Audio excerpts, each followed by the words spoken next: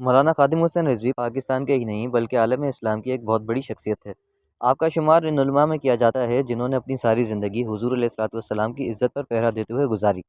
آپ داتا دربار کے پاس پیر مکی کی مسجد جو اوقاف کے زیر اہتمام تھی وہاں امامت کرتے تھے، لیکن آپ کو کافی دفعہ حکومت کے غلط اقدامات پر تنقید کرنے سے روکا گیا، لیکن آپ نے اپنی نوکری کی پرواہ کیے بغیر حق اور سچ کی آواز کو بلند کیا، اور آخر کار مشرف کے دور میں جب یہ کہا گیا کہ رنجیت سنگھ شیر پنجاب ہے تو آپ نے اس کی کھل کے مخالفت کی اور کہا کہ رنجیت سنگھ کیسے شیر پنجاب ہو سکتا ہے جس نے مسلمانوں کو قتل کیا، بلکہ شیر پنجاب داتا علی حجویری ہیں جنہوں نے دین کی خدمت میں پوری زندگی گزاری اور لوگوں کے دلوں میں نبی پاک صلی اللہ علیہ وسلم کی محبت ڈالی۔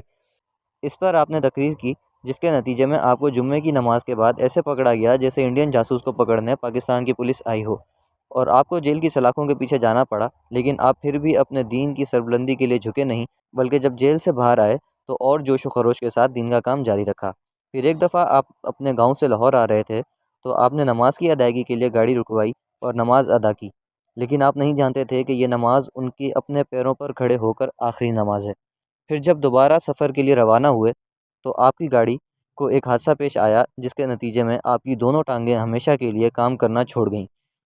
لیکن سلام اس شخص کو کہ پھر بھی ہمت نہیں ہاری اور ویل چیئر پر بیٹھ کر دین کی خدمت کو جاری رکھا۔ سلمان تاثیر ملو نے جب نبی پاک صلی اللہ علیہ وسلم کی شان میں گستاخی کی تو آپ میدان عمل میں آئے اور یہ فرمایا کہ گستاخ نبی کی ایک ہی سزا، سر تن سے جدا، سر تن سے جدا۔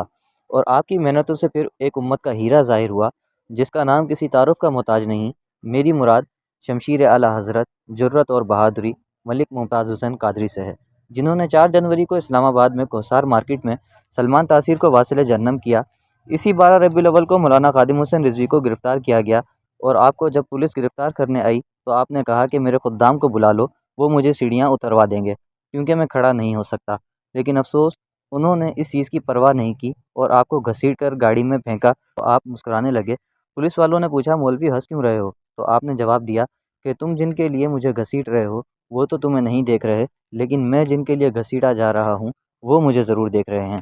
پھر آپ کو پولیس اسٹیشن لے جایا گیا جہاں پر ڈی ایس پی نے آپ سے کہا مولوی میں نے تمہاری تقریر سنی ہے جس میں تم نے کہا کہ سلمان تاثیر واجب القتل ہے، تو آپ نے کہا کہ تم نے پہلے ویڈیو میں سنا تھا، اب سامنے سن لو کہ سلمان تاثیر واجب القتل ہے اور جو اس کی حمایت کرے وہ بھی واجب القتل ہے۔ تو اس نے کہا تم کوئی ٹھیکے دار ہو دین کے؟ تو آپ نے تاریخی جملہ ارشاد فرمایا کہ میں دین کا ٹھیکے دار نہیں لیکن چوکی دار ضرور ہوں۔ پھر آپ کو کافی اذیت کے ساتھ کافی دیر تک جیل میں رکھا گیا، مگر آپ اپنے موقف سے ذرہ برابر پیچھے نہیں ہٹے۔ آپ کو ممتاز قادری کے لیے بہت بار جیل میں ڈالا گیا کیونکہ یہ وہ وقت تھا جب خود کو عالم کہنے والے بھی ممتاز قادری کو قاتل کہہ رہے تھے اور آپ دین کی روشنی میں انہیں غلط ثابت کر رہے تھے۔ آخر کار ممتاز قادری کو پھانسی دے دی گئی۔ آپ نے تحریک رہائی ممتاز قادری کو تحریک لبیک یا رسول اللہ میں تبدیل کیا اور سیاسی میدان میں آئے تاکہ آئندہ کبھی کسی غلام نبی کو پھانسی نہ ہو، اور آپ نے یہ اعزاز بھی اپنے نام کیا کہ تحریک لبیک پاکستان کی وہ واحد جماعت بنی جس نے پہلی بار الیکشن لڑ کر 22 لاکھ سے زیادہ ووٹ لیے اور دین کی پاور کو ظاہر کیا۔ پھر آپ ہمیشہ حضور کی عزت پر پہرا دینے کے لیے تیار رہتے تھے، اور جب پاکستان پارلیمنٹ میں ختم نبوت کے قانون میں ترمیم کی کوشش کی گئی اور اس قانون کو کمزور کرنے کے لیے سازش کی گئی تو آپ نے فیض آباد انٹرچینج پر اسلام آباد میں دھرنا دیا اور مجبوراً نواز شریف کی حکومت کو وہ قانون دوبارہ اسی طرح کرنا پڑا جیسے وہ پہلے تھا، لیکن افسوس اس دھرنے میں 8 شہادتیں ہوئیں اور ہزاروں لوگ زخمی ہوئے۔ پھر جب فرانس نے ملکی سطح پر نبی پاک صلی اللہ علیہ وسلم کی شان میں گستاخی کو نہیں روکا تو آپ نے فرانس کے خلاف اعلان جہاد کا مطالبہ کیا اور کہا کہ اگر امت حضور علیہ الصلوۃ والسلام کی عزت پر پہرا نہیں دے سکتی تو امت مر جائے، یا کم از کم ان سے اتنا تو لا تعلقی کا اظہار کیا جائے کہ ان کا سفیر واپس بھیجا جائے اور اپنا سفیر واپس بلوایا جائے۔ اس پر عمران خان کی حکومت نے ایک معاہدہ کیا کہ ہم اپنا سفیر واپس بلوائیں گے اور فرانس کی مصنوعات کا بائیکاٹ کریں گے، لیکن افسوس اس بات کو منوانے کے لیے مولانا خادم حسین رضوی کو 104 بخار کی حالت میں 22,000 آنسو گیس شیل کھانے پڑے، اور آخر کار آپ ہمیشہ کی طرح فتح یاب ہو کر واپس لوٹے، لیکن بخار نہیں اترا اور چند دن کے بعد آپ اس دنیا فانی سے رخصت ہو گئے۔ آپ کا جنازہ آپ کے بڑے صاحبزادے حافظ علامہ سعد حسین رضوی نے پڑھایا، جو کہ ابھی تحریک لبیک یا رسول اللہ پاکستان کے امیر ہیں۔ آپ کی وفات کے بعد آپ کا چہرہ مسکرا رہا تھا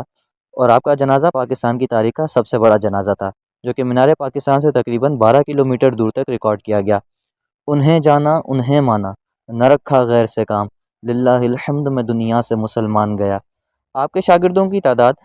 ہزاروں میں ہیں جو کہ دنیا کے مختلف ممالک میں اپنی دینی خدمات ادا کر رہے ہیں۔ اللہ پاک آپ کے درجات کو بلند فرمائے اور جنت میں اعلیٰ مقام عطا فرمائے، آمین۔